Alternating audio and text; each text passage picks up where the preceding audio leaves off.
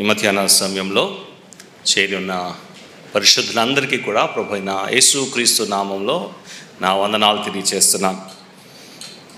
ఈ 3 దిన ఈ కూడికలకి మనము ముగింపులోకి వచ్చాం.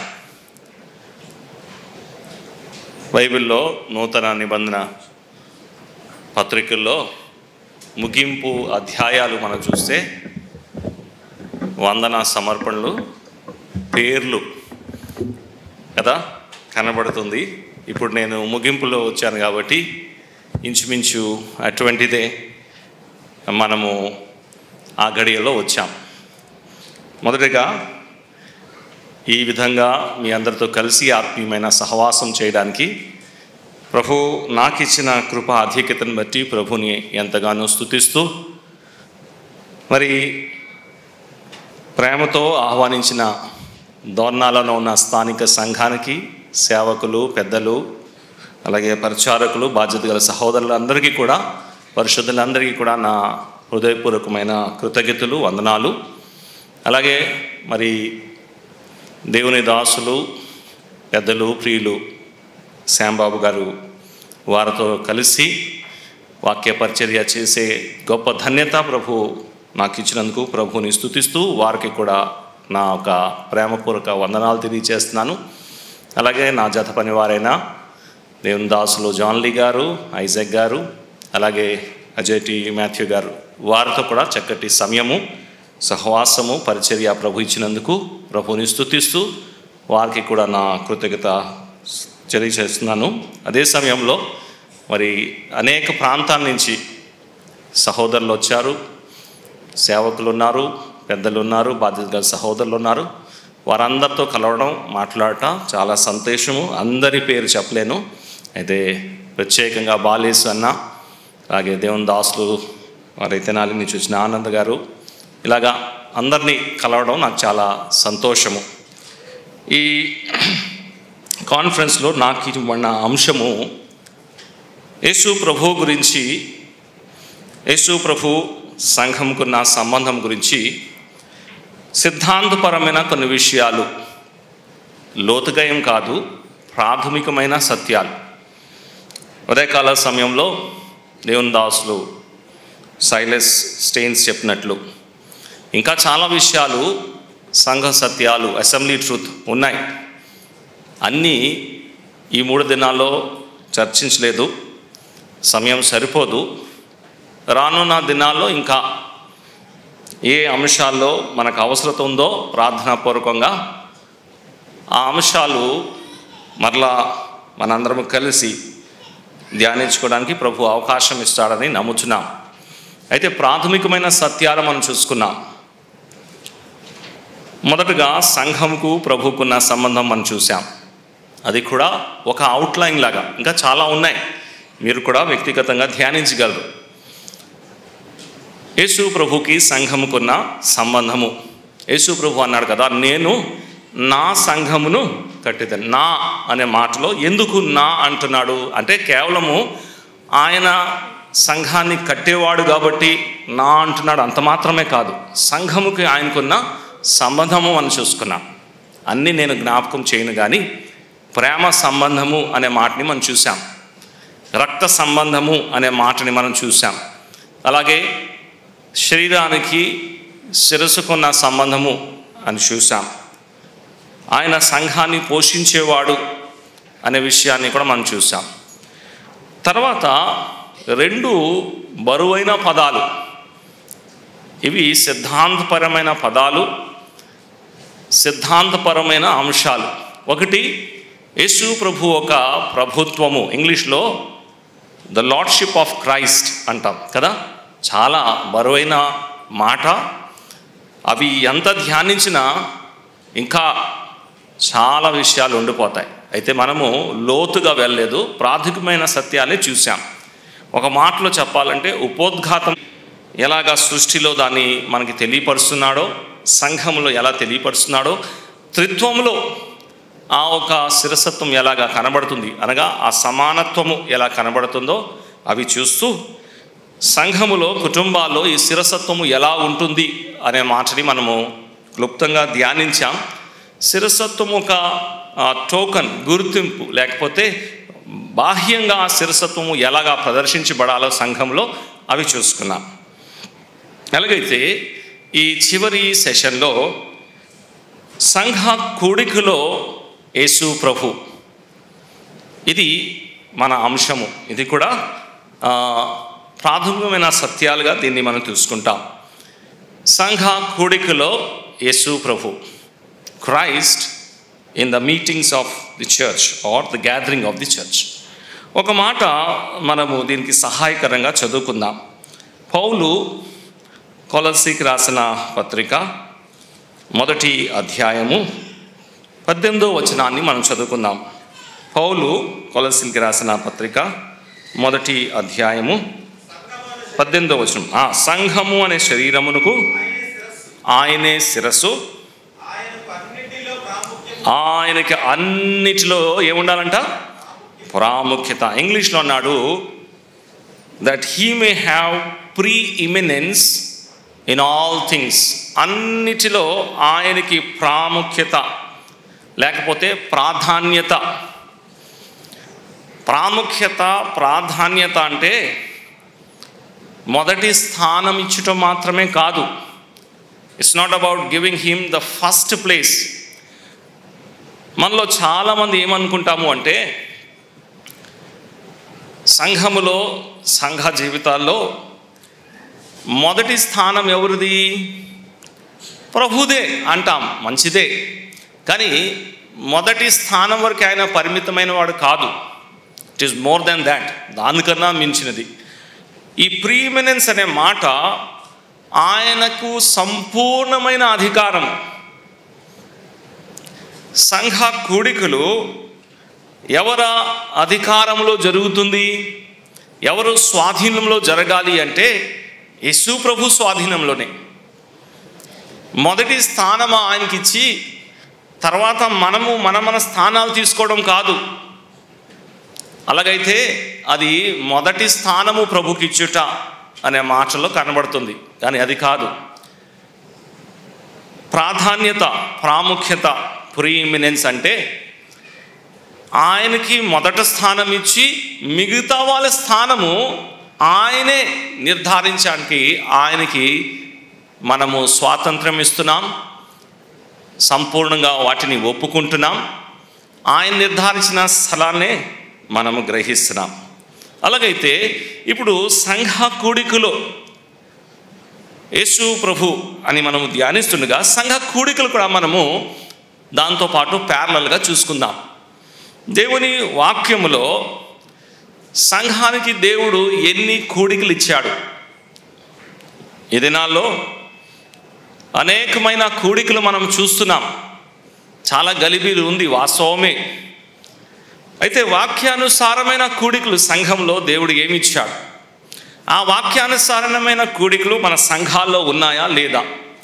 అవి ఎలా జరగాలో, ఏ ఉద్దేశముతో దేవుడు ఇచ్చాడో అవి అలాగున్నాయా లేదా మనం పరీక్షించుకుందాం. అదే సమయంలో ఆ కూడికలో ప్రభు స్థానం ఏంటి? ఆ విషయాన్ని కూడా మనము ఆలోచన చేస్తాం. ఎక్కడి నుంచి ప్రారంభిస్తాము అంటే, మొట్టమొదటిది రొట్టి విరిచే కూడిక. ఇక్కడి నుంచే ప్రారంభిస్తాం. ఎందుకంటే ఇది ఎప్పుడు జరుగుతుంది? మనందరికీ తెలిసిన వచన భాగాలే. అపోస్తల కార్య గ్రంథము 20వ అధ్యాయము 7వ వచనంలో ఏమన్నాడు? ఆదివారమున మేము ఎందుకు వచ్చామంట? రొట్టి విరుచుటకు కూడినప్పుడు అన్నాడు. ఆదివారమున అన్నాడు. ఇంగ్లీష్లో the first day of the week అన్నాడు. చాలామంది రొట్టి విరిచే కూడిక ఎప్పుడు జరిపించాలి అనే విషయంలో చాలా ఆలోచన కలిగి ఉన్నారు. కానీ లేఖనము చాలా స్పష్టంగా చెప్తుంది. ఎప్పుడు రొట్టె విరిచే కూడిక సంఘంలో జరగాలి అంటే వారపు మొదటి దినము. వారపు మొదటి దినం ఏంటి? ఆదివారమే కదా. తెలుగులో చాలా స్పష్టంగా ఉంది, ఆదివారమున అన్నాడు. ఇంగ్లీష్లో first day of the week అన్నాడు. హిందీలో కూడా first day of the week అన్నాడు. మొదటి దినము ఆదివారము రెండు ఒకటే. రొట్టె విరిచే కూడిక ఒక అభ్యాసం చూడండి.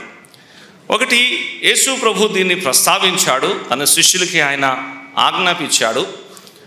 నన్ను జ్ఞాపకము చేసుకోవడానికి దీన్ని చేయడి అన్నాడు. ఆదిమ సంఘము దాన్ని అభ్యసించింది. అపోస్తలులు పత్రికలో దీని గురించి రాసి అందించారు. అలాగైతే ఆదివారమే మనము రొట్టె విరుటకు కూడి రావాలి. ఇప్పుడు ఇంకొక ప్రశ్న, వారపు మొదటిదేమో ఆదివారము కూడి రావాలి కదా, మరి ఏ ఆదివారం కూడి రావాలి? ఒక నెలలో 4 ఆదివారాలు ఉన్నాయి కదా, అప్పుడప్పుడు 5 కూడా ఉంటాయి. మరి ఏ ఆదివారం కూడి రావాలి? ఆదివారం అంటే ఎన్ని ఆదివారాలు ఉంటాయి? అన్ని ఆదివారం కదా, ప్రతి ఆదివారము, ప్రతి వారం ఒక మొదటి దినము. ఎందుకు ఈ మాటలు మరలా జ్ఞాపకము చేస్తున్నాము అంటే, చాలా శాఖల వారు, డినామినేషన్స్ వారు ఏం చేస్తూ ఉంటున్నారు, వారంలో నెలలో ఒకసారి కదా, 6 నెలలకు ఒకసారి, కొన్ని స్థలాల్లో సంవత్సరంకి ఒకసారి రొట్టె విరిచే కూడిక వారు చెప్తూ ఉంటారు. కానీ ప్రభు అన్నాడు, నన్ను జ్ఞాపకము చేసుకోవడానికి దీన్ని చేయుడి అన్నాడు. అంటే ప్రభుని మనం మర్చిపోయేవారుగా ఉంటున్నామా? అందుకే జ్ఞాపకం చేయాలా? ఈ జ్ఞాపకము చేయుట అనే మాట ఏంటి అంటే, ప్రభు అన్నాడు, దేవుని వాక్యాన్ని మనం పరిశీలిస్తే జ్ఞాపకము అనే మాటలో ధ్యానించుట, లక్ష్య పెట్టుట, నిదానించి చూచుట, ఆలోచన చేయుట, మాట్లాడుట అనే అంశాలు ఉన్నాయి. యేసు ప్రభుని మనము వారపు దినంలో మర్చిపోతాం కాబట్టి ఆదివారం వచ్చి మరలా జ్ఞాపకం చేసుకోవాలి అని కాదు. జ్ఞాపకము చేసుకోండి అంటే ఆ ప్రభు గురించి ధ్యానించండి, మాట్లాడండి, ఆలోచన చేయండి.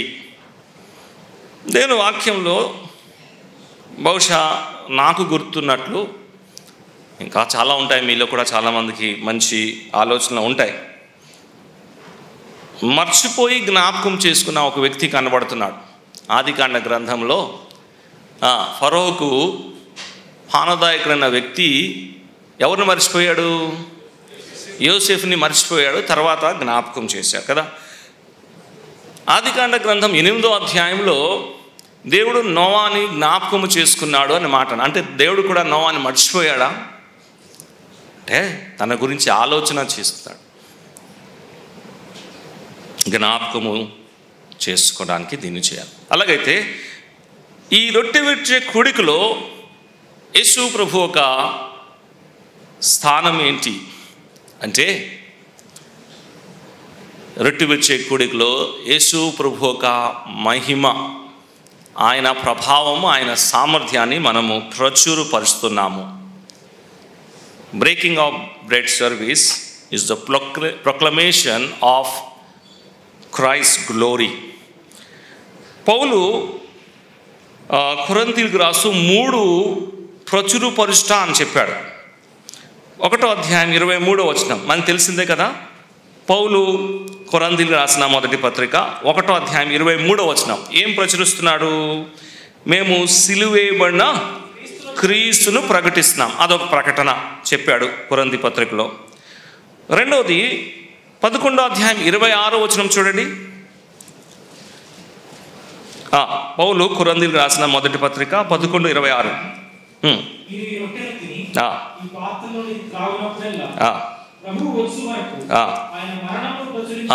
అక్కడేంటి? సిలువేయబడిన క్రీస్తుని ప్రచురపరుస్తున్నాం.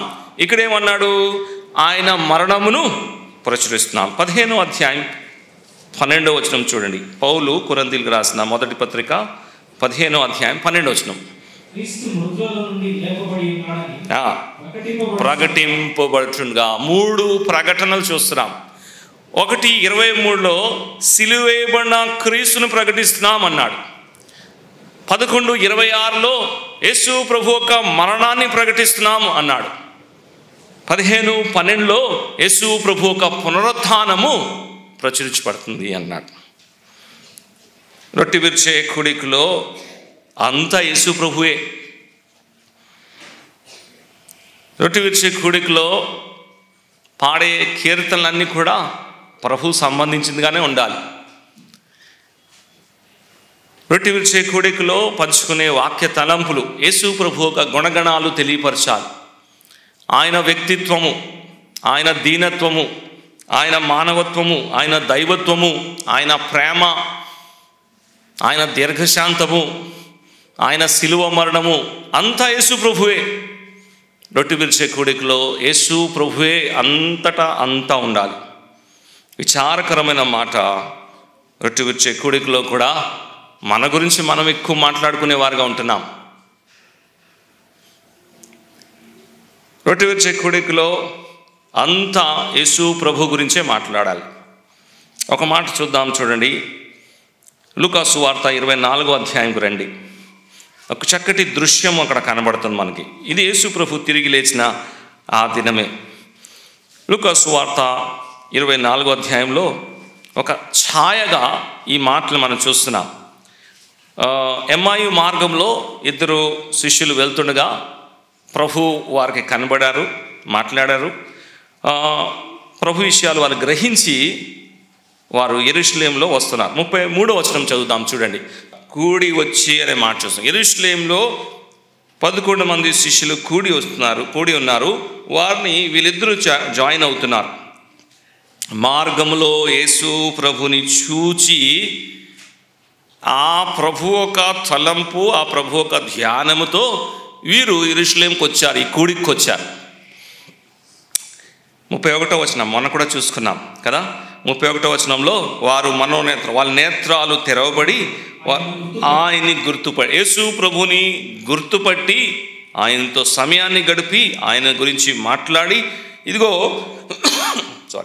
ఆయన గురించిన ఆ మాటలు పట్టుకొని వారు కూడికి వచ్చారు. అక్కడికి వచ్చినప్పుడు ఏం జరుగుతుంది చూడండి. 34వ వచనం. ప్రభు నిజముగా లేచి చెప్పుకుంటున్నారు. వీళ్ళు యేసు ప్రభు గురించి ఆ థాట్స్ పట్టుకొని వచ్చినప్పుడు అక్కడ ఆల్రెడీ ఏం జరుగుతుంది అంటే వారు యేసు ప్రభు ఒక పునరుత్థానం గురించి మాట్లాడుతున్నారు, అనగా ప్రభు గురించి మాట్లాడుతున్నారు.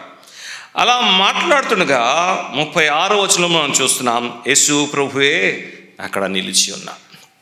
రొట్టె విరిచే కూడికలో మనము యేసు ప్రభుని పట్టుకు రావాలి. యేసు ప్రభు గురించిన మాటలు మనం పట్టుకు రావాలి. యేసు ప్రభుతో మనకున్న అనుభవం, యేసు ప్రభుతో మనము గడిపిన సమయము, ఆ సమయం ద్వారా ప్రభుని మనం ఏం అర్థం చేసుకున్నాం, ఏం గ్రహించాము, అవి పట్టుకొని మనము రొట్టె విరిచే కూడికలో రావాలి. ఆ కూడికలో యేసు ప్రభు గురించి మాట్లాడాలి. అలా మాట్లాడుతుండగా అప్పుడు అక్కడ ఉంటాడు ప్రభు. అంత మాత్రమే కాదు, 40వ వచనాన్ని మనం చదువుకుందాం, చూడండి. యేసు ప్రభు తాను బయలుపరుచుకుంటున్నాడు శిష్యులకి. ఆయనే తాను ఇంకా ఎలా సజీవుడై ఉన్నాడో చూపెట్టినప్పుడు శిష్యులు ఏమయ్యారు చెప్పండి, ఆనందిస్తున్నారు. యోహాను 20:20లో చాలా బాగుంది ఈ మాట, చదువుదాం.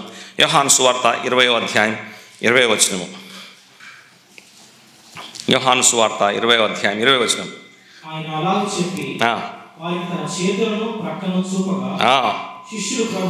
శిష్యులు ప్రభువుని చూచి ఏమయ్యారు చెప్పండి, ఆదివారము ఇటువంటి సంతోషము, రొట్టె విరిచే కూడికలో ఇటువంటి సంతోషం మనకు కలగాలి.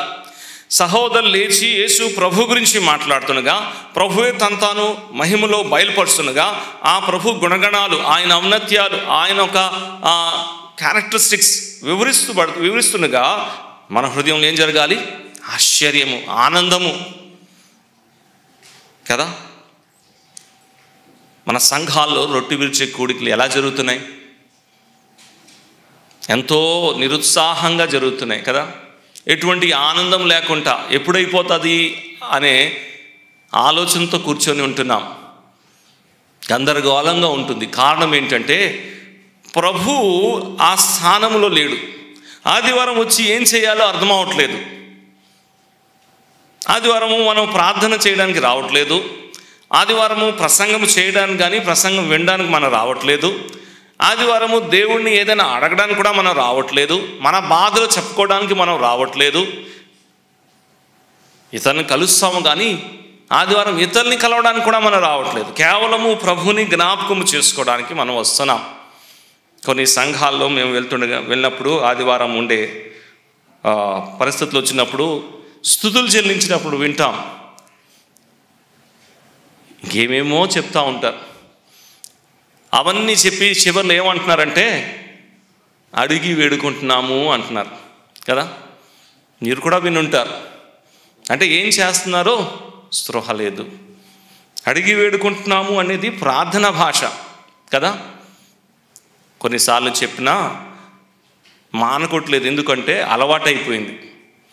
ఆదివారము అలవాటు ప్రకారంగా చేయడానికి లేదు. ఒక క్యాసెట్ ఆన్ చేసినట్లు ప్రతి ఆదివారం ఇంక అవే. నూతనమైన తలంపుతో ప్రభు దగ్గరికి మనము రావాలి అంటే ఏం జరగాలి? ప్రభువుతో మన సమయాన్ని గడపాలి. రొట్టె విరిచే కూడికి ఒక ప్రాముఖ్యత మనం అర్థం చేసుకోవాలి. యేసు ప్రభు ఇదిగో 24వ అధ్యాయంకి రండి, లూకా సువార్త 24వ అధ్యాయంకి రండి. వారి ఇద్దరు శిష్యులు మాట్లాడుతుండగా ప్రభు వారిని ఇలాగ అడిగాడు. 16వ వచనం చదువుదాం, 16 నుంచి చదువుదాం. లేకపోతే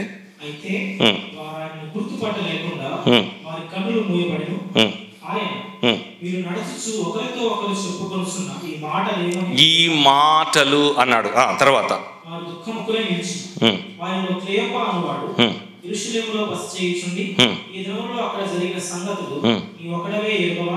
అన్నారు. అప్పుడు ప్రభు అంటున్నాడు 19వ వచనంలో, అవి ఏంటి అని. యేసు క్రీస్తు గురించిన సంగతులే, నజరేయుడైన యేసు గురించిన సంగతులు. ఆదివారము యేసు ప్రభు గురించిన సంగతులే. ఇది ఒక తలంపు అందించి నేను ముందుకు వెళ్ళిపోతాను. యేసు ప్రభు గురించిన సంగతులు ఎటువంటిది అనేది ఒక చక్కటి తలంపు మనకి ఇక్కడ కనబడుతుంది. అది ఏంటి అంటే చూద్దాం. మరలా 18వ వచనం చదువుదాం.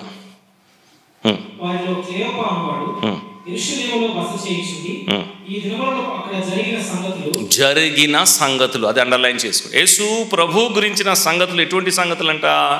జరిగిన సంగతులు. ఊహ కాదు, కల్పన గానం కాదు, ఎవరో ఆలోచించి ఇలా జరుగుంటుందని చెప్పడం కాదు. ఆ రోజే చెప్పుకుంటున్న మాట ఏంటంటే యేసు ప్రభు గురించిన సంగతులు, జరిగిన సంగతులు అన్నాడు. ఇంకేమన్నాడు చూడండి, 19వ వచనం.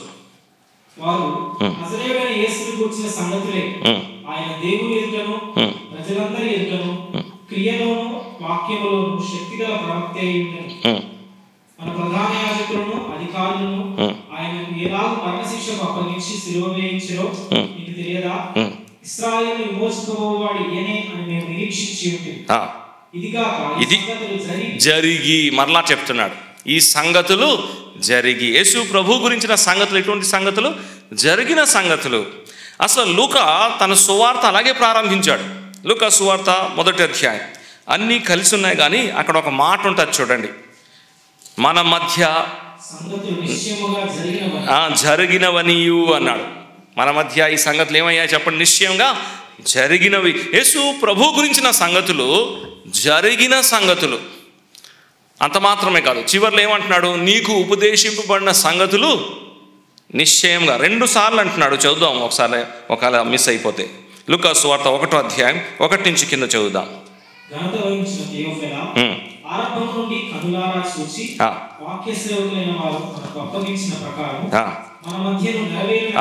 మన మధ్య నెరవేరిన అంటున్నాడు. కాబట్టి యేసు ప్రభు గురించిన సంగతులు వాస్తవమైనది, అది జరిగినది, నెరవేర్చబడింది, నీకు ఉపదేశింపబడి నిశ్చయముగా జరిగాయి అంటున్నాడు. ఇవి పట్టుకొని రావాలి మనం. అవి ఎక్కడున్నాయి? లేఖనంలో ఉన్నాయి. వారమంతా యేసు ప్రభు గురించి ధ్యానిస్తూ ఆ మాటని మనం పట్టుకొని రొట్టె విరిచే కూడికలో ప్రభు గురించి మనం మాట్లాడాలి. వారు కూడి వచ్చినప్పుడు ప్రభు గురించి మాట్లాడుతున్నారు, ప్రభు పునరుత్థానం గురించి మాట్లాడుతున్నారు, ప్రభు శక్తి, ప్రభు సామర్థ్యం గురించి వాళ్ళు మాట్లాడుతున్నారు. ప్రభు వాళ్ళ మధ్యలో ఉండి ఆ మాటలు ఆలకించి ఆనందించాడు. ఆదివారం మనం ఏం మాట్లాడుతున్నాం? ప్రసంగాలు మాట్లాడుతున్నామా? లేకపోతే ఇతర విషయాలు మాట్లాడుతున్నామా? రొట్టె విరిచే కూడిక యేసు ప్రభు ఒక మహిమని తెలియపరుస్తుంది. రొట్టె విరిచే కూడికలో ఆయన శిరసత్వము, ఆయన ప్రభుత్వము రెండూ ప్రదర్శించబడుతుంది. అది ఆ విశేషమైన కూడికలో ప్రభు ఒక పాత్ర లేకపోతే స్థానము, ప్రాముఖ్యమైన వాడు. ఆయన్ని ప్రశంసించాలి, ఆయన్ని పొగడాలి, ఆయన్ని హెచ్చించాలి. అది మొట్టమొదటి కూడిక సంఘంకి ప్రభు ఇచ్చాడు. అది రొట్టె విరిచే కూడిక. ఇంకెక్కువ దీని గురించి మాట్లాడుకుంటా రెండో దానికి వెళ్ళిపోతాం. రెండోది ప్రార్థన కూడిక. అంటే ఇది రెండు అనే కాదు, కానీ మన పాయింట్లో రెండోది చూద్దాం. అపోస్తల కార్య గ్రంథము 2వ అధ్యాయం 42వ వచనం మనందరికీ బాగా పరిచయమైంది. దాంట్లో అపోస్తల బోధ అన్నాడు, సహవాసం అన్నాడు, రొట్టె విరుచుట అన్నాడు, ప్రార్థన అన్నాడు. కాబట్టి నేను ప్రార్థన అని పెట్టాను. సంఘములో ప్రార్థన కూడిక ఉండాలి. సంఘంకి ఇవ్వబడిన కూడిక, వాక్యానుసారమైన కూడిక, ప్రార్థన కూడిక, విజ్ఞాపన కూడిక. ఎందుకు ప్రార్థన చేయాలి? ప్రభు అనేకమైన విషయాలు తెలియపరిచాడు. ప్రభు ఈ లోకంలో ఉంటుండగా ఎలా జీవించాడు? ప్రార్థనా పరుడుగా జీవించాడు. ప్రార్థన చేస్తూ ఆయన ప్రార్థన మనం చేసేవారుగా ఉండాలని మాదిరి ఇచ్చాడు. ప్రార్థన గురించి విశ్వాసులుగా మనము కొన్ని ప్రాథమికమైన సత్యాలు గ్రహించాలి. ఒకటి, నేను ఎప్పుడు ప్రార్థన చేయాలి? నేను ఎప్పుడు ప్రార్థన చేయాలి? ఒక మాట చూద్దాం, చూడండి. ఎఫెసీ పత్రిక 6వ అధ్యాయం. ఇది ప్రాథమికమైన విషయాలు. ఎఫెసీ పత్రిక 6వ అధ్యాయం. నేను ఎప్పుడు ప్రార్థన చేయాలి అంటే 18వ వచనం చూడండి.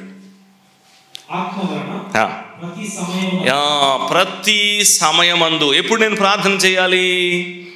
ప్రతి సమయమందు. అంటే ఉదయం ప్రార్థన చేయాలి, చేయాలి. మధ్యాహ్నము ప్రార్థన చేయొచ్చు, అవకాశం ఉంటే చేయాలి. ఏ సమయమైనా ప్రతి సమయమందు ప్రార్థన చేయాలి, అంతే. అయితే వ్యక్తిగతంగా మనకు ప్రార్థన సమయం ఉండాలి. కానీ అన్ని సమయంలో మనం ఏం చేయవచ్చు చెప్పండి? ప్రార్థన చేయొచ్చు. ఈ ఫలానా సమయంలో ప్రార్థన చేయకూడదు అంటూ సమయం అంటూ ఏమీ లేదు. ప్రతి సమయమందు ప్రార్థన యేసు ప్రభువుని చూడండి. ఆయన ఉదయం ప్రార్థన చేస్తూ కనబడుతున్నాడు, మధ్యాహ్నం ఆయన ప్రార్థన చేస్తూ కనబడుతున్నాడు, సాయంకాలం ఆయన ప్రార్థన చేస్తూ కనబడుతున్నాడు, రాత్రంతా ఆయన ప్రార్థనలో గడుపుట కనబడుతున్నాడు. కాబట్టి ప్రతి సమయమందు విశ్వాసి ప్రార్థన చేయుటకు సిద్ధంగా ఉండాలి. ప్రార్థన చేయవచ్చు, అవకాశం బట్టి చేయాలి. రెండోది, నేను ఎక్కడ ప్రార్థన చేయాలి? పౌలు తిమోతికి రాస్తూ 2వ పత్రిక 8వ అధ్యాయంలో ఒక మాట ఇలాగ అంటున్నాడు. ప్రతి స్థలమందు అన్నాడు. పౌలు తిమోతికి రాసిన మొదటి పత్రిక 2వ అధ్యాయం 8వ వచనం. ఒకటి ప్రతి సమయమందు అన్నాడు, రెండోది ఏమన్నాడు చెప్పండి? ప్రతి స్థలమందు అన్నాడు. కాబట్టి ప్రార్థన ఎక్కడ చేయాలి? కేవలం మందిరంలో మాత్రమే కాదు, ప్రతి స్థలమందు. అంటే మనం ఇంట్లో ప్రార్థన చేయవచ్చు,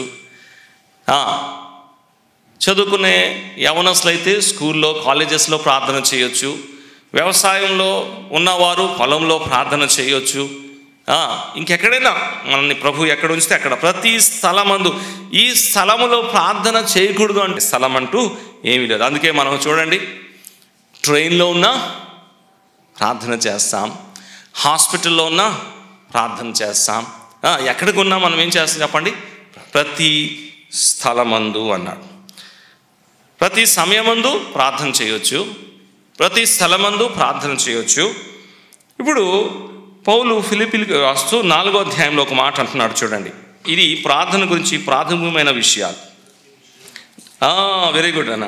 4వ అధ్యాయం, ఫిలిప్పీలకు రాసిన పత్రిక 4వ అధ్యాయం 4 నుంచి చదువుకుందాం. ప్రతి విషయములో 6 కదా, ప్రతి విషయములో. కాబట్టి ప్రతి సమయము, ప్రతి స్థలము, తర్వాత ప్రతి విషయము. ఈ విషయము కొరకై ప్రార్థన చేయకూడదు అంటూ విషయమేమీ లేదు కదండి. అందుకే చూడండి,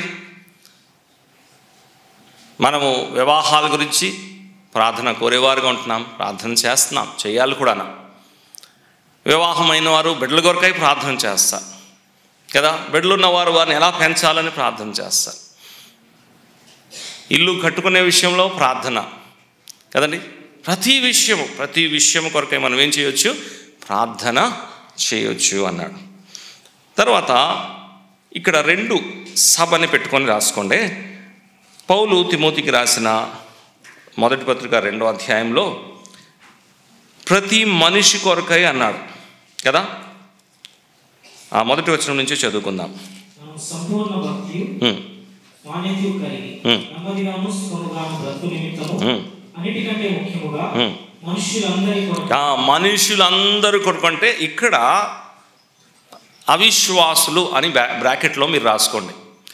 మనుషులందరి కొరకు అంటే ఇక్కడ ఈ కాంటెక్స్లో ఎవరు అంటే ఎవరైతే ఇంకా యేసు ప్రభువునందు విశ్వాసం ఉంచలేదో వారందరి కొరకు. అధికారులు ఉన్నారు, రాజులు ఉన్నారు, ఇంకా అనేకులు గవర్నర్స్ ఉన్నారు, అందరూ కొరకు ప్రార్థన చేయొచ్చు. మనుషులు అందరి కొరకు అంటే దాంట్లో బ్రాకెట్ పెట్టుకొని అవిశ్వాసులు అందరి కొరకు. ఎవరైతే ఇంకా యేసు ప్రభువునందు విశ్వాసం ఉంచలేదో వారందరి కొరకు. వారిలో అందరూ క్రికెటర్స్ కావచ్చు, పొలిటీషియన్స్ కావచ్చు, లేకపోతే సామాన్యమైన వ్యక్తులు కావచ్చు, ఇంకెవరైనా కావచ్చు, అందరి కొరకు, మనుషులందరి కొరకు. ఇది ఒక కేటగిరీ. దీంట్లోనే 2వ కేటగిరీ ఇందాక మనం చదువుకున్నాం. ఎఫెసీ పత్రిక 6వ అధ్యాయం 18, 19 చదువుదాం. అక్కడ ఏమంటున్నాడు చూడండి.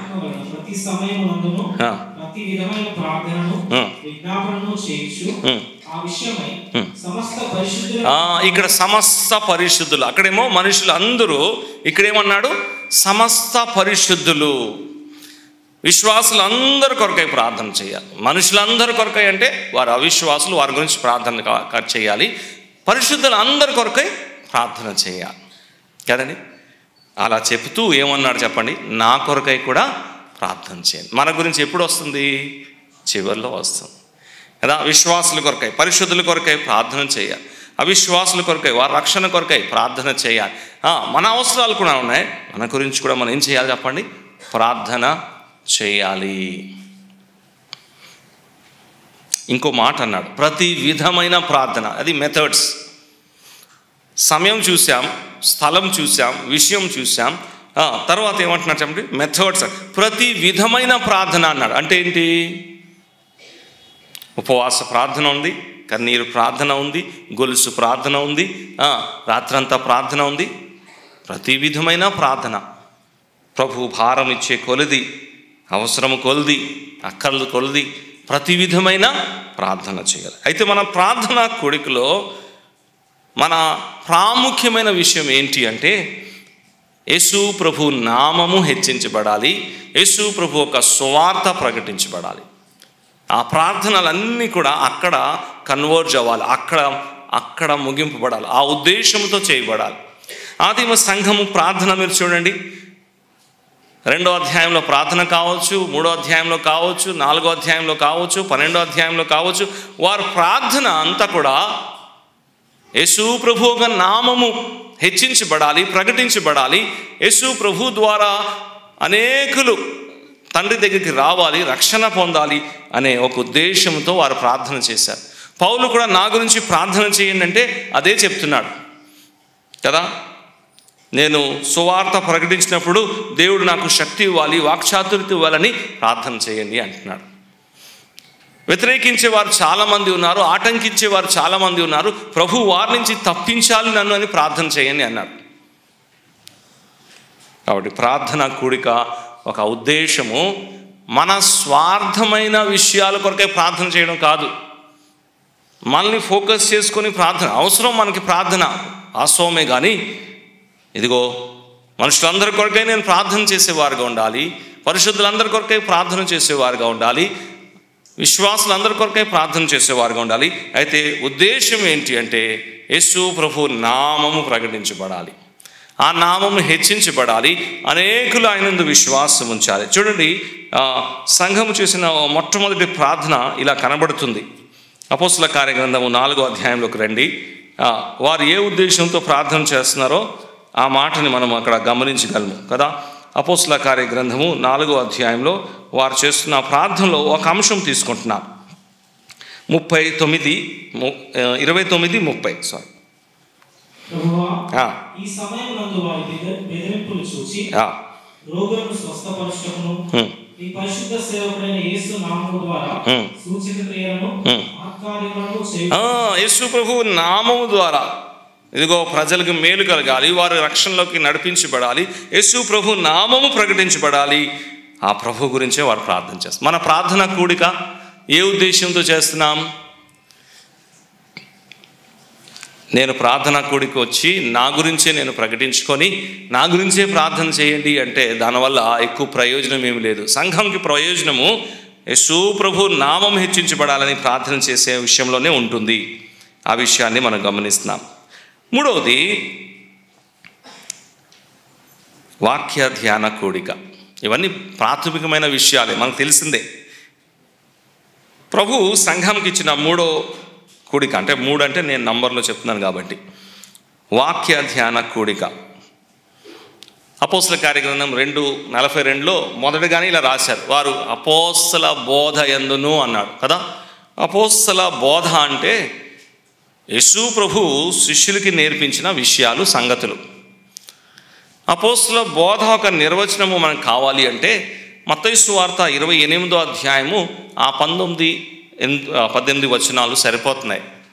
యేసు ప్రభు శిష్యులకి అన్నారు, నేను మీకు ఏ సంగతులైతే ఆజ్ఞాపించినో వాటినే వారికి గైకొనట నేర్పించండి.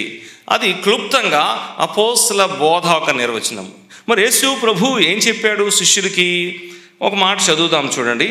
యోహాను సువార్త 17వ అధ్యాయంలో 17వ అధ్యాయంలో యోహాను సువార్త 17వ అధ్యాయం 14వ వచనంలో యేసు ప్రభు తండ్రితో మాట్లాడుతూ ఇలాగా, నీ వాక్యము. కాబట్టి యేసు ప్రభు శిష్యులకి ఏం నేర్పించాడంటే వాక్యము.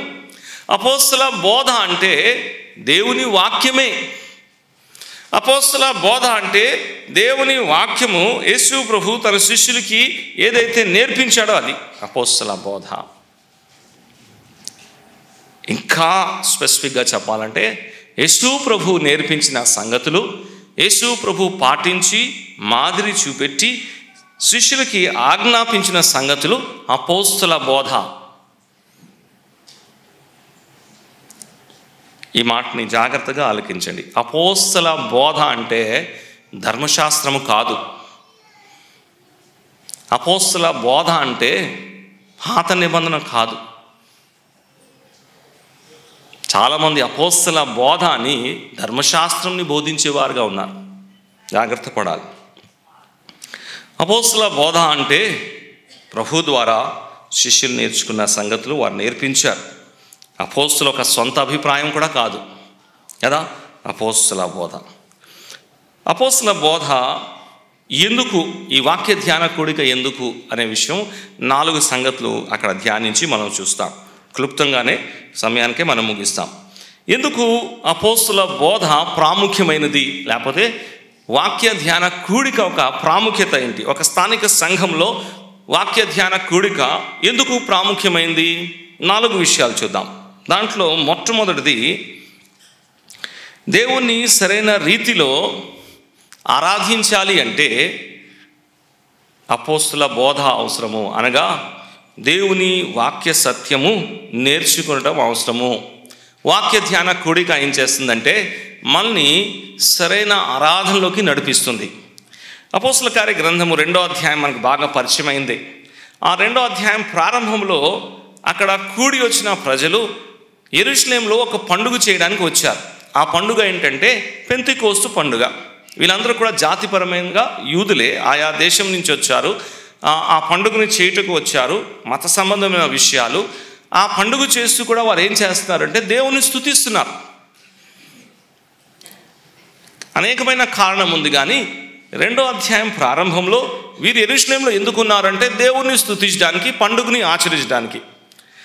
వీరిలో కొందరు సువార్తను విన్నారు, వారు వేరయ్యారు, యేసు ప్రభు యందు విశ్వాసం ఉంచారు. అదే అధ్యాయంలో 46వ వచనం నుంచి మనం చదివితే వారి గురించి ఇలా రాయబడి ఉంది, వారు దేవుణ్ణి స్తుతిస్తూ అన్నాడు. అపోస్తల కార్యగ్రంథం 2వ అధ్యాయం 46వ వచనం నుంచి మీరు చదివితే వారు దేవుణ్ణి స్తుతిస్తూ అన్నాడు కదా. మొదటి అధ్యాయం మొదటిలో వారు ఏం చేస్తున్నారు? అప్పుడు కూడా దేవుణ్ణి స్తుతిస్తున్నారు. ఇప్పుడు ఏం చేస్తున్నారు? ఇప్పుడు కూడా దేవుణ్ణి స్తుతిస్తున్నారు. నేను అంటాను, ఈ రెండు స్తుతుల్లో వ్యత్యాసం ఉంటుందా లేదా? వ్యత్యాసం ఉంటుంది. కారణం ఏంటి తెలుసా? అపోస్తల బోధ. దావీదు 119వ కీర్తనలో ఇలాగ అంటున్నాడు. ఈ సత్యాన్ని అక్కడ చూస్తున్నాం. 119వ కీర్తన 7వ వచనాన్ని మనం చదువుకుందాం. నీతిగల నీ న్యాయవిధులను నేను నేర్చుకున్నప్పుడు యథార్థ హృదయంతో నీకు కృతజ్ఞతాస్తుతులు చెల్లించదను. ఎప్పుడంట? నీతిగల నీ న్యాయ విధులను. కాబట్టి దేవుని వాక్యము దేవుని ఎలాగా ఘనపరచాలో, ఎలాగా ఆరాధించాలో, ఎలా స్తుతించాలో మనకి నేర్పిస్తుంది. ఒక స్థానిక సంఘంలో దేవుని వాక్యము చక్కగా వివరిస్తుండగా, బోధించబడుతుండగా అక్కడున్న వారు దేవుని గురించి విషయాలు నేర్చుకుంటారు. దేవుణ్ణి ఎలా స్తుతించాలో వారు నేర్చుకుంటారు. ఈ దేవుని వాక్య బోధ ఒక విశ్వాసిని సరైన ఆరాధనలోకి నడిపిస్తుంది. The teaching of the word of God leads us to right worship. అపోస్తలులు చెప్పుంటారు ఈ 3000 మందికి. పాత నిబంధనలో చెప్పబడిన ప్రవచనాలన్నీ కూడా యేసు ప్రభువులో నెరవేర్చబడ్డాయి. ఆయనే ఆ బలియాగంగా తాను అర్పించాడు. ఇంకా బలి అర్పించే అవసరము లేదు. ఆ వాక్య సత్యాలన్నీ కూడా వారు అపోస్తలుల ద్వారా నేర్చుకున్నారు.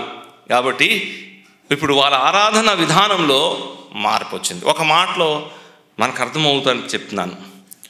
ఈ 3000 మంది మరలా పెంతెకోస్తు అంటే సంవత్సరంలో ఒకసారి జరిగే పండుగ, పస్కా పండుగలాగా. కాబట్టి ఈ 3000 మంది నెక్స్ట్ ఇయర్ మరలా పెంతెకోస్తు పండుగ జరుపుకుంటారా? ఒకవేళ మీ జవాబు కాదు అంటే దాని ఆధారం ఏంటి, కారణం ఏంటి అంటే అపోస్తలుల బోధ.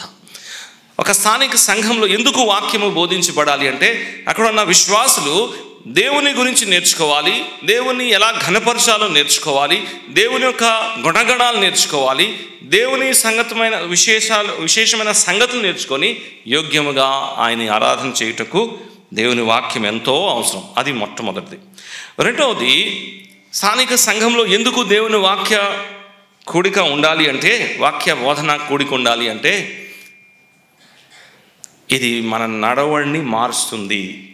దేవుని వాక్యము మన జీవితాన్ని మారుస్తుంది. ఇప్పుడు ఇదే ఎగ్జాంపుల్ తీసుకుందాం. ఈ 3000 మంది ఉన్నారు కదా, ఈ 3000 మందికి అపోస్తలులు ఇలా చెప్పుంటారా లేదా? అయ్యా, మీరు యేసు ప్రభువునందు విశ్వాసం ఉంచారు కాబట్టి ఇప్పుడు మీరు అబద్ధం ఆడడానికి వీల్లేదు, దొంగతనాలు చేయడానికి వీల్లేదు, అక్రమాలు చేయడానికి వీల్లేదు, సమాజంలో ఎవరితో గొడవ పడడానికి వీల్లేదు, మీరు సాత్వికంగా ఉండాలి, అందరితో ప్రేమగా ఉండాలి. ఈ మాట చెప్పుంటారు లేదా?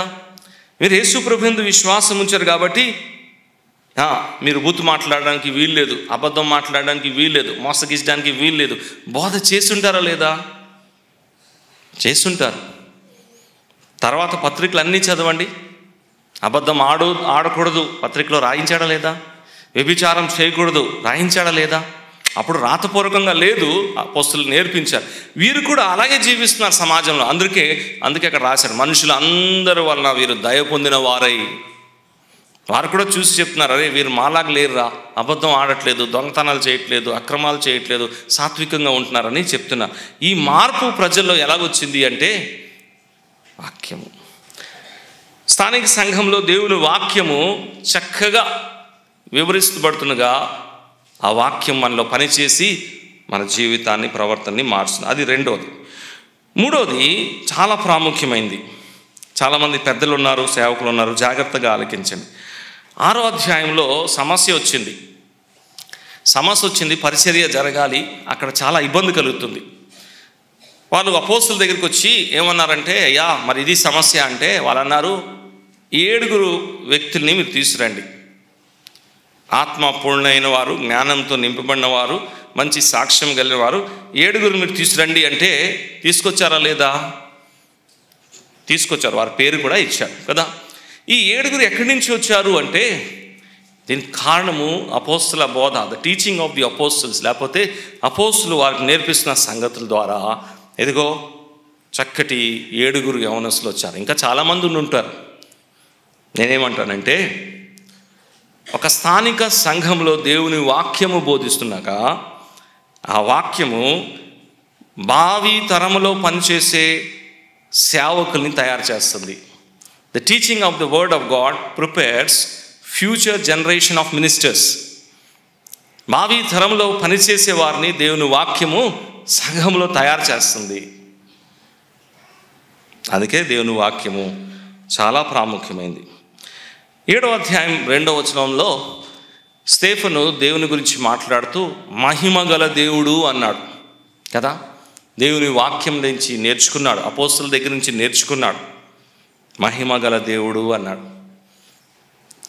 వాక్య కూడిక ఎందుకు ప్రాముఖ్యమైందంటే దేవుడు ఏమై ఉన్నాడో, ఆయనకి ఎట్టి మహిమ ఉందో మనకి అది తెలియపరుస్తుంది. కాబట్టి మన సంఘాల్లో వాక్య ధ్యాన కూడిక యేసు ప్రభు కేంద్రీకృతంగా ఉండాలి. అభ్యాసకరమైన జీవితంకి అది ఆధారమై ఉండాలి. ఆరాధనకి అది సహాయకరంగా ఉండాలి. అంత మాత్రమే కాదు, దైవికమైన జ్ఞానము మనకి ఇవ్వాలి. ఆ కోణంలో వాక్య ధ్యాన కూడిక సంఘాల్లో ఉండాలి. ఆషామాషి కాదు. కానీ ఇప్పుడు ఏమైపోయిందంటే సంఘాల్లో వాక్య ధ్యాన కూడిక అంటే అందరికీ ఒక ఆహ్వాన వేదిక అయిపోయింది. చీట్లు వేసుకొని, నంబర్లు వేసుకొని, పేర్లు ఇవాళ నువ్వు, నెక్స్ట్ వీక్ నువ్వు అలా చెప్తున్నారు. అలా కాదు. దేవుడు కృపావరం ఇచ్చాడు, కొందరిని బోధకులుగా ఇచ్చాడు. చక్కగా వాక్యం బోధించే వారు ఉన్నారు. వారిని మనము సంఘంలో వాక్య బోధ కొరకై వాడుకోవాలి. అపోస్తల కార్యగ్రంథం 11వ అధ్యాయంకు రండి. ఒక మాట చెప్తాను, దాటి వెళ్తాను, అన్నీ వివరించడానికి సమయం లేదు. అపోస్తల కార్యగ్రంథం 11వ అధ్యాయంలో ఒక సంఘం కనబడుతుంది, అంత్యోక్యలో ఉన్న సంఘము. ఈ సంఘం ఒక చర్చ యెరూషలేం వరకు వచ్చింది. యెరూషలేం నుంచి ఒక వ్యక్తిని వాళ్ళు పంపారు. ఆ వ్యక్తి పేరే బర్నబా. మనందరికీ తెలుసు. బర్నబాస్ వచ్చాడు. అక్కడున్న దేవుని కృపను చూశాడు. చూచి ఏం చేస్తున్నాడో చూద్దాం. మొదటగా 22వ వచనం చూద్దాం. చూడండి, 22వ వచనం.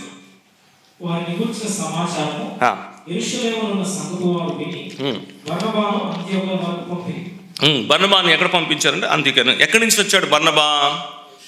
యెరూషలేంకి వచ్చాడు. కానీ 25వ వచనంలో ఏం జరుగుతుందో చూడండి.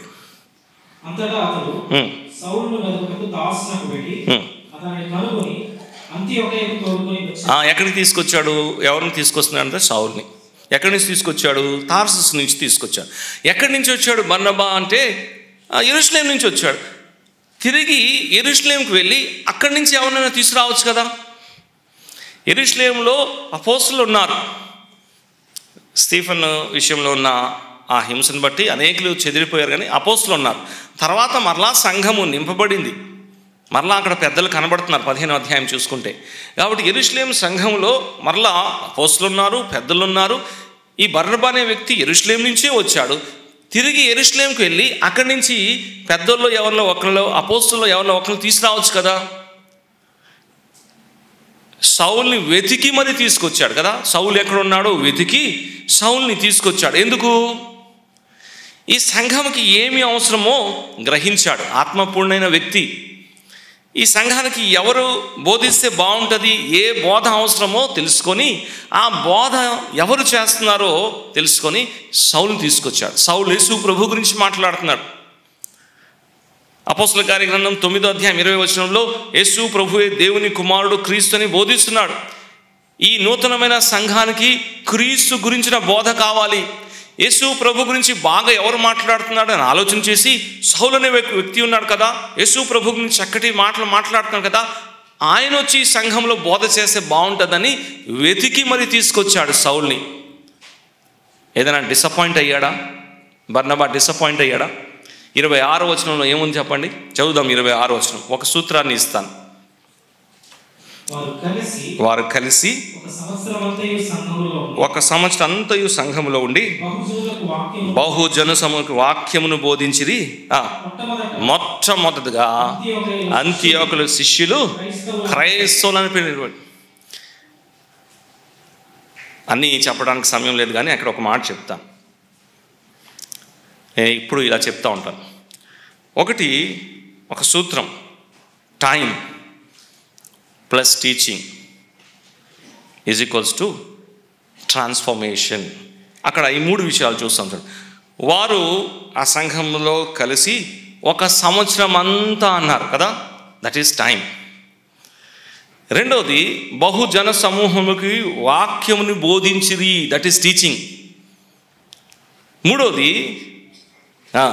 అంత్యోక్యలో మొట్టమొదటిసారి శిష్యులు ఏమని పిలువబడారు, దట్ ఈస్ ట్రాన్స్ఫర్మేషన్. టైం, సంవత్సరం అంతా టీచింగ్, బహుజన సమూహముకి వాక్యముని బోధించిరి, ట్రాన్స్ఫర్మేషన్, క్రైస్తవులని పిలువరు. మన స్టాండర్డ్ ప్రకారం క్రైస్తవులు కాదు. మన స్టాండర్డ్ ప్రకారం క్రైస్తవులు అంటే బైబిల్ పట్టుకొని మందిరానికి వచ్చిన వాళ్ళందరూ క్రైస్తవులు, అది కాదు. వీళ్ళు యేసు ప్రభు ఒక బోధని అర్థం చేసుకొని అనుసరించేవారు. ఆ బోధ వాళ్ళ జీవితంలో కనబడుతుంది. కాబట్టి వాక్య ధ్యాన కూడిక చాలా ప్రాముఖ్యమైనది. ఒకటి, రొట్టె విరిచే కూడిక యేసు ప్రభు ఒక మహిమ ఘనత ప్రచురపరిచేది. ఆయన ఏమై ఉన్నాడో అనే విషయాన్ని సంఘానికి జ్ఞాపకం చేసి ఆయన ఔన్నత్యాన్ని సంఘానికి తెలియపరిచేది. అది రొట్టె విరిచే కూడిక. ఆ రొట్టె విరిచే కూడికలో ప్రభు, ఆయన శిరసత్వము, ఆయన ప్రభుత్వము 2 ప్రదర్శించబడుతుంది. రెండవది ప్రార్థన. ప్రార్థన ఉద్దేశము మనం చూసాం. సువార్త, యేసు ప్రభు నామము ప్రకటించబడుట. తర్వాత వాక్య ధ్యాన కూడిక. నాలుగవది, అపోస్తల కార్యగ్రంథం 15వ అధ్యాయంలో వస్తే అక్కడ ఇంకో మాట కనబడుతుంది, ఇంకొక కూడిక సంఘంలో కనబడుతుంది. అపోస్తల కార్యగ్రంథం 15వ అధ్యాయం 6వ వచనంలో ఒక పెద్దలి కూడిక కనబడుతుంది కదా. 15వ అధ్యాయం 6వ వచనం చూడండి. అపోస్తలులను పెద్దలను, పెద్దల కూడిక, ది ఎల్డర్స్ మీటింగ్. విచారకరమైన విషయం ఏంటంటే నేడు చాలా సంఘాల్లో పెద్దల కూడిక అనేది జరగట్లేదు. పెద్దల కూడిక వాక్యానుసారమైంది, దేవుడి సంఘానికి ఇచ్చిన కూడిక. ఈ పెద్దల కూడికలో అనేకమైన విషయాలు, విశేషంగా డాక్ట్రినల్ థింగ్స్, సంఘం ఒక సత్యాలు, దాని గురించి చర్చ జరగాలి. క్రమము గురించి చర్చ, వాక్య సిద్ధాంతము. ఇక్కడ అదే జరిగింది. 15:1 చదివితే యూదియా నుంచి మరి కొందరు వచ్చి ఏమని చెప్తున్నారు, మీరు సున్నతి పొందని కానీ రక్షణ పొందలేరు అన్నారు. అది తప్పుడు బోధ. కాబట్టి పెద్దలు కూడి వచ్చారు, దాని గురించి మాట్లాడాలి, చర్చించాలి, వినాలి విషయాలు. తర్వాత దేవుని పరిశుద్ధాత్మ ఈ విషయంలో ఏం చెప్తున్నాడు. తర్వాత వాళ్ళు ఒక కన్క్లూజన్కి వచ్చారు, అది దేవుని పరిశుద్ధాత్మ మూలంగా పెద్దల కూడిక జరగాలి. చాలా ప్రాంతాల్లో సంఘాల్లో పెద్దల కూడిక జరగట్లేదు. ఏమండి, పెద్దలందరికీ కూడి వస్తే గొడవలు అయిపోతాయి, ఒకరికొకరు పడట్లేదు. కాబట్టి మేము ఎవరు కూడా పెద్దల కూడిక పెట్టడానికి ఇష్టపడట్లేదు అనేవారు ఉంటున్నారు. కానీ వాక్య క్రమంలో పెద్దల కూడిక జరగాలి, మాట్లాడాలి, చర్చించుకోవాలి, విభేదాన్ని మనము తీర్చివేయాలి అనే విషయాన్ని చూస్తున్నాం. అది 4వది. 5వది, క్రమశిక్షణ కూడిక. పౌలు కొరింథీయులకు రాస్తూ 6వ అధ్యాయంలో ఈ 5వ అధ్యాయంలో ఈ మాట అంటున్నాడు. మొదటి పత్రిక 5వ అధ్యాయం చూడండి. ఒక పని చేయడానికి కూడి రండి అంటున్నాడు. పౌలు కొరింథీయులకు రాసిన పత్రిక 5వ అధ్యాయం 4వ వచనం.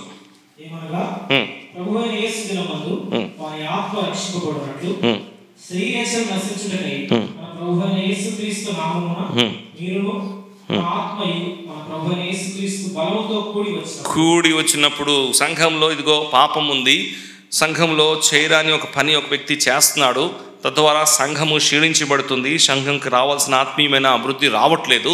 కాబట్టి ఒక క్రమశిక్షణ అవసరము. క్రమశిక్షణ కొరకై కూడి రావాలి, క్రమశిక్షణ కూడిక. ఇటువంటిది నేటి దినాల్లో చాలా అవసరము. సత్యానికి భిన్నంగా వెళ్తున్నవారు, భిన్నమైన బోధ చేస్తున్నవారు సంఘాలు ఉన్నారు, కానీ మనం ఏమీ చర్య తీసుకోలేకపోతున్నాం. చూసి చూడనట్లు చాలాసార్లు ఉంటున్నాం. యేసు ప్రభు దైవత్వం గురించి కానీ, రక్షణ సిద్ధాంతం గురించి కానీ, సంఘ క్రమాల గురించి కానీ, వాక్యంలో లేని విషయాలు మాట్లాడుతున్నప్పుడు మనం ఎవరు స్పందించలేకపోతున్నాం. మన సంఘాల గురించే చెప్తున్నాం. క్రమశిక్షణ కూడిక అవసరము అనే విషయాన్ని చూస్తున్నాం. దేవుని వాక్యం విరుద్ధంగా ఒక వ్యక్తి జీవిస్తున్నప్పుడు ఆ వ్యక్తి మీద ఎటువంటి సంఘము ఎటువంటి చర్య తీసుకోవాలో కూడి రావాలి. సంఘము ఈ కూడిక కలిగి ఉండాలి. ఆరోది అపోస్తల కార్య గ్రంథము 13వ అధ్యాయంలో సేవా సిఫారిషు కూడిక మనం చూస్తున్నాం. దాంట్లో ప్రభు చెప్పిన ఉద్దేశం, మీరు సర్వలోకంకు వెళ్ళి సర్వసృష్టికి సువార్త చెప్పండి అన్నాడు కదా. ప్రభు చెప్పిన ఆ మాటకు సంఘము ఎలా లోబడుతుందో, సంఘం అంతా సువార్త ప్రకటించగా ఉండాలి. అంత మాత్రమే కాదు, సంఘంలో ప్రభు కొందరిని తన పని కొరకై వేరుపరిచారు. సంఘము దాన్ని గుర్తించి వారిని ఆ పనిలో పంపుట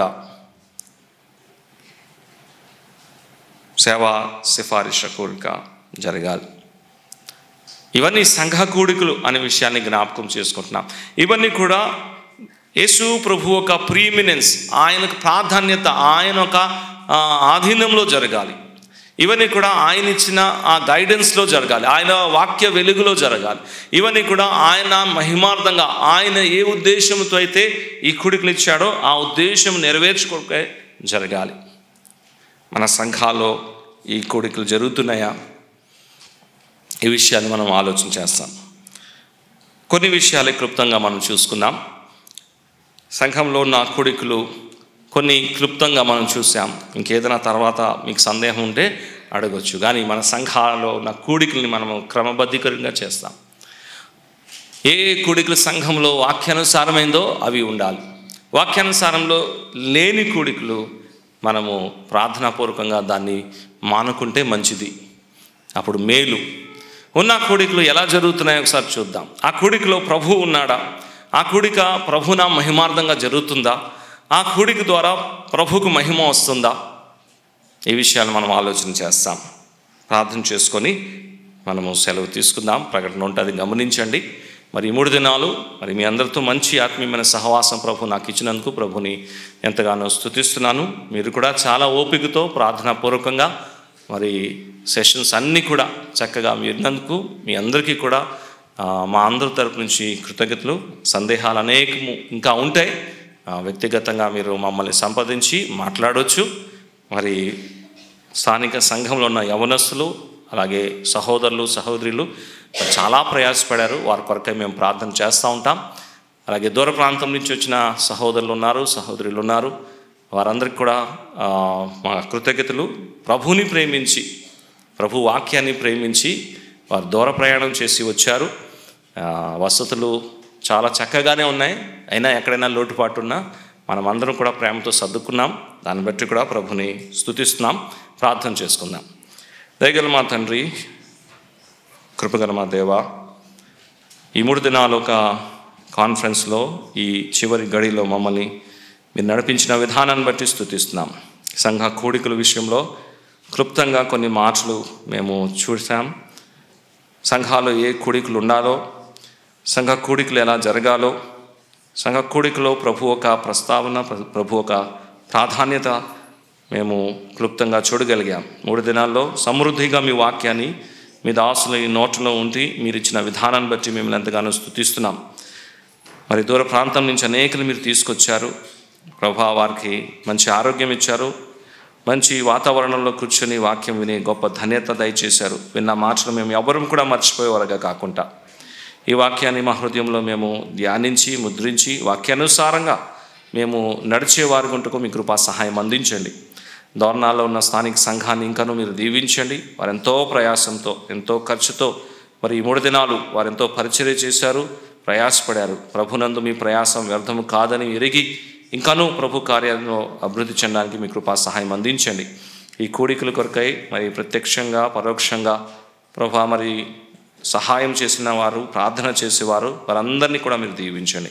మీ చిత్తమైతే మరలా మేమందరం ఈ విధంగా ఆత్మీయమైన సహవాసము పంచుకోవడానికి, ఆనందించడానికి మీ కృపా సహాయం అందించమని, తిరిగి మళ్ళీ మేము మా గృహాలకు తిరిగి వెళ్ళాలి. మీ కృపా సమాధానంతో నింపి నడిపించమని, ఆత్మీయమైన ఆనందము సంతోషము ఇవ్వమని, అన్ని విషయాల్లో మీరే మహిమా ఘనత ప్రభావాలు పొందుకోమని మా ప్రభువైన యేసు క్రీస్తు నామములో అడిగి వేడుకుంటున్నాం మా తండ్రి. ఆమేన్.